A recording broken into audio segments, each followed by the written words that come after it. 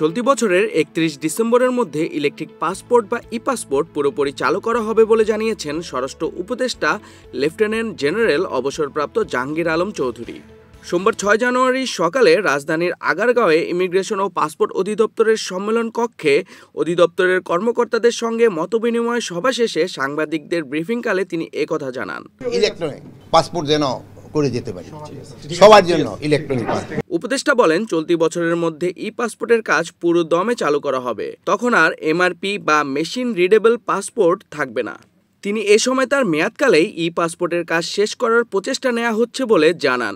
জাহাঙ্গীর আলম বলেন, বর্তমান মহাপরিচালক যোগদান করার পর ইমিগ্রেশন ও পাসপোর্ট অধিদপ্তরের দুর্নীতির মাত্রা অনেক কমেছে, তবে এটিকে শূন্য পর্যায়ে নামিয়ে আনতে হবে। আপনারা পাসপোর্ট সম্বন্ধে অনেকে অনেক কথাও লিখে থাকেন, তো যেহেতু এটা একটা সেবামূলক প্রতিষ্ঠান, এদের জন্য সেবার মান আরও বাড়ে, এটি তাদের কাছে বলা হয়েছে।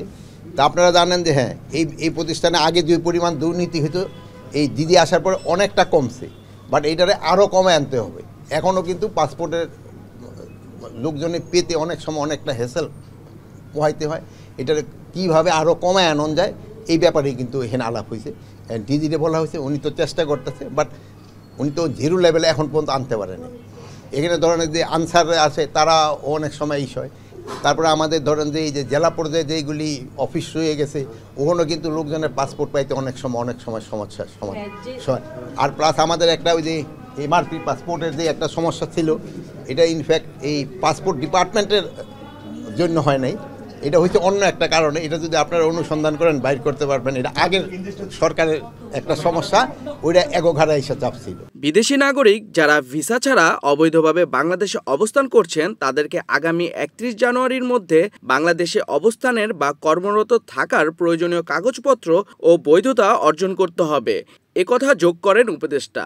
অন্যথায় ৩১ জানুয়ারির পর তাদের বিরুদ্ধে আইনানুগ ব্যবস্থা গ্রহণ করা হবে। এ বিষয়ে আজ কয়েকটি জাতীয় দৈনিক পত্রিকায় সতর্কীকরণ বিজ্ঞপ্তি প্রকাশিত হয়েছে বলে জানান তিনি। আমাদের দেশে বিদেশি অনেকেই আছে যাদের কোনো ভিসা নেই, ভিসা ছাড়া কিন্তু আমাদের দেশে তারা থাকতেছে এবং চাকরি বাকরি করতেছে। তাদের ক্ষেত্রে 31শে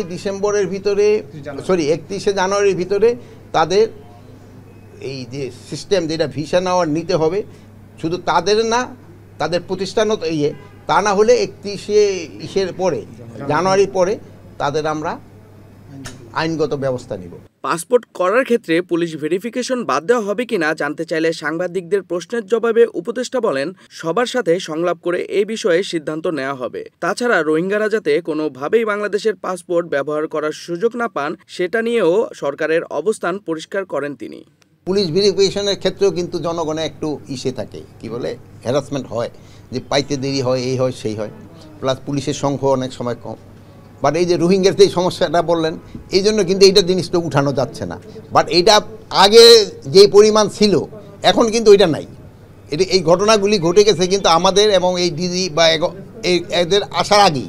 উপদেষ্টা এর আগে ইমিগ্রেশন ও পাসপোর্ট অধিদপ্তরের MRP printing section, data centre ও পার্সোনালাইজেশন সেন্টার সহ অধিদপ্তরের বিভিন্ন শাখা পরিদর্শন করেন এবং প্রয়োজনীয় দিক নির্দেশনা প্রদান করেন। এ সময় ইমিগ্রেশন ও পাসপোর্ট অধিদপ্তরের মহাপরিচালক মেজর জেনারেল নুরুল আনোয়ার উপস্থিত ছিলেন।